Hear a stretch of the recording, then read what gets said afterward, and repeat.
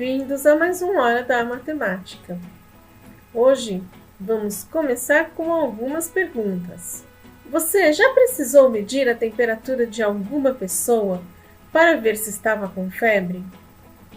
Já precisou pensar em quanto tempo iria demorar para o bolo ficar pronto?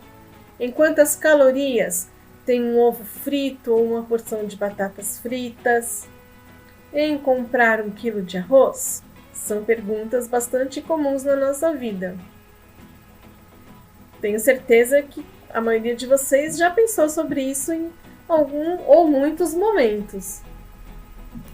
Você percebeu que em todos os casos estamos falando de medidas, certo?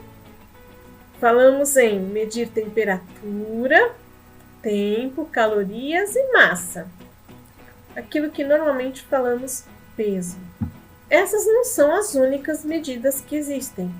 Existem uma quantidade muito maior de medidas. Algumas medidas que a gente também usa com menos frequência e estão muito relacionadas com a construção são medidas como metros quadrados, metros cúbicos, amperes, além de outros que são bastante comuns nesse caso. Mas aqui nós vamos começar agora a estudar algumas das medidas que estão mais presentes na nossa vida. Para isso, vamos começar com um exercício. Vamos ver o quanto você sabe? Como você tem que fazer? Relacionar as duas colunas. Como funciona isso? Nós chamamos de coluna esta parte aqui, olha, que tem as letrinhas e as frases. E chamamos de outra coluna esta outra parte. Então, vou aqui, olha. Chamamos isso daqui de uma coluna e esta outra parte aqui de outra coluna.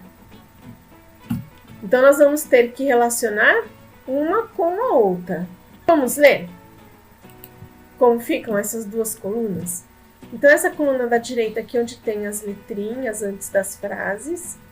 A letrinha A, a quantidade de farinha para um bolo. Letrinha B, a quantidade de leite para um bolo. Letrinha C, a temperatura do forno para assar um bolo. E a letrinha D, o tamanho da forma para assar o bolo. Do outro lado, na outra coluna, nós vamos ter as palavrinhas Celsius, gramas, centímetros e milímetros. Aqui eu coloquei quais são os símbolos que se usam para essas palavras. Esses símbolos aqui vocês já devem ter visto muito na vida de vocês. Aqui, ó, esse símbolo aqui que significa graus Celsius, este daqui que significa grama, este daqui que significa centímetro e este daqui que significa mililitro. Pode ser que desta forma você ainda não tivesse visto, mas com certeza desta aqui você já viu.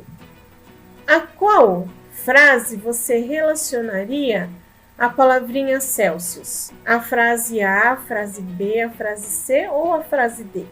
A mesma coisa para gramas. Com qual frase você relacionaria? Assim como para centímetros, qual frase seria? E também para mililitros. Aqui está. Então, a palavrinha Celsius está relacionada à frase da letrinha C, a temperatura do forno para assar um bolo. A palavrinha gramas já está relacionada com a letrinha A quantidade de farinha para o bolo. A palavra centímetros está relacionada com a letrinha D, o tamanho da forma para assar o bolo. E a palavra mililitros vai estar relacionada com a letrinha B, a quantidade de leite para o bolo. E aqui eu deixei novamente os símbolozinhos porque precisamos falar um pouquinho deles. Em primeiro lugar, este símbolo aqui relacionado a Celsius. Isso daqui, antigamente, se chamava centígrado. Mas há uns anos atrás, houve uma reunião, que é chamada convenção, onde eles resolveram mudar o significado da letrinha C, de centígrados para Celsius. Celsius é o nome da pessoa que organizou esta maneira de medir temperaturas. Isso se chama escala. O nome dele é Anders Celsius. Essa escala, que mede temperatura, está relacionada com o comportamento da água. A água que nós conhecemos, que nós bebemos, usamos para cozinhar, para lavar tudo, para tomar banho, ela está numa forma que se chama líquida. Quando nós colocamos esta água no congelador e que ela vai virar gelo, ela vai passar para um estado chamado sólido.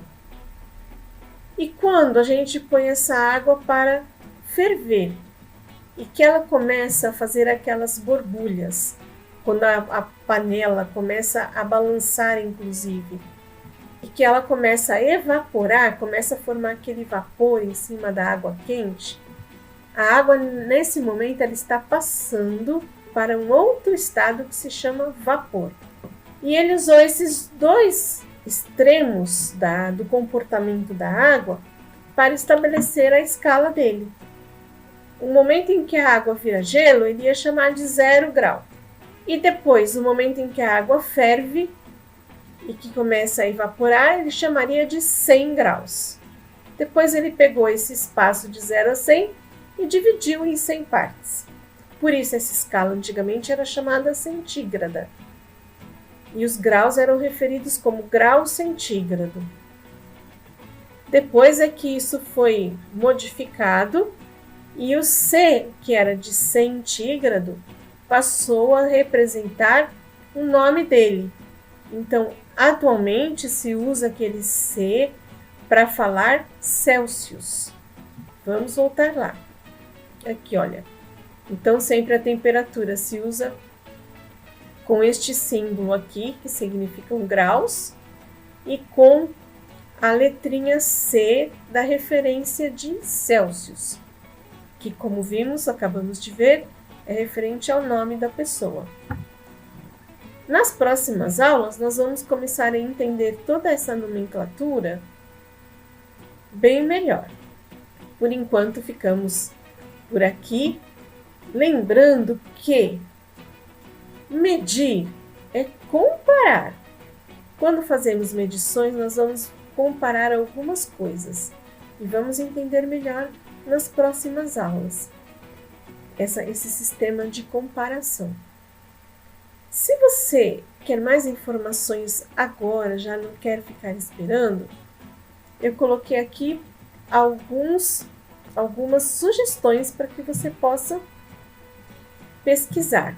Então, nós temos aqui, olha, um deles é pesquisar o site do IPEM, que é Instituto de Pesos e Medidas do Estado de São Paulo. Todos aqui são órgãos governamentais.